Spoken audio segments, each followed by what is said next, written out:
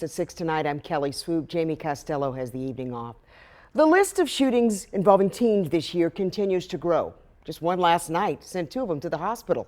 WMER 2 News' Kendall Green joins us live in East Baltimore, not far from where that shooting happened. And Kendall, preventing that kind of youth violence is the aim of a gym right near there.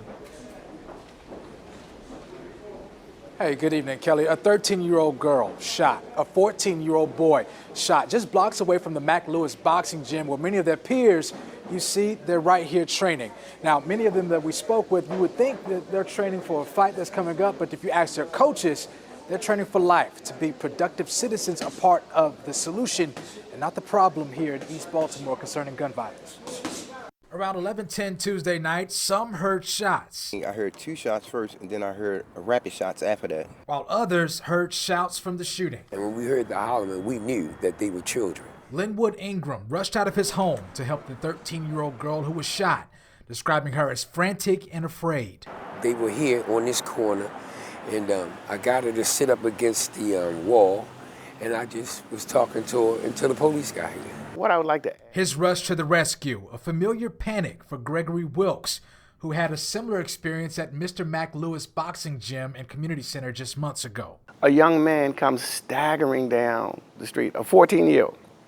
He comes staggering down the street. As soon as he got in the door, he collapsed. Luckily, at the time, the gym was hosting a boxing match for youth, so there was a doctor close by. And the doctor came running up to the front of the door, and he yelled, "Get my kit, get my kit."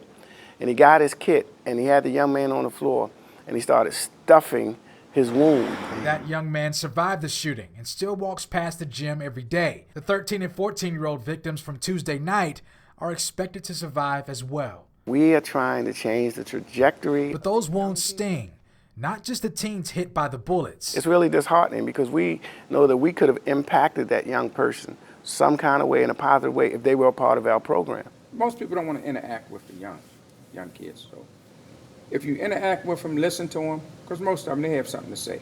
Coach Warren Bortley Sr. and his coaching staff hope to pull in young people with boxing and ultimately hope to provoke real change beyond the ring. Once they start training, they learn emotional maturity, how not to lash out, how not to fight in school and so forth.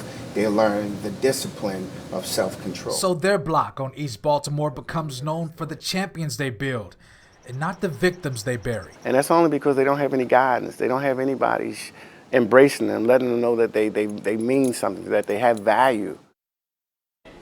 So Kendall, boxing is what brings the kids into the gym, but from what we understand that there are plenty of other resources that the gym offers to the community as well. Yeah, absolutely. You're right, Kelly. It serves as both a safe haven and a lifeline here in East Baltimore. Like just upstairs, they have a computer lab that students are able to use to work on their homework. And on Tuesdays, families come out to get free groceries. And this place also serves as a meeting space for different groups and organizations throughout East Baltimore. We have more information on our website about this, the boxing gym here. Kelly?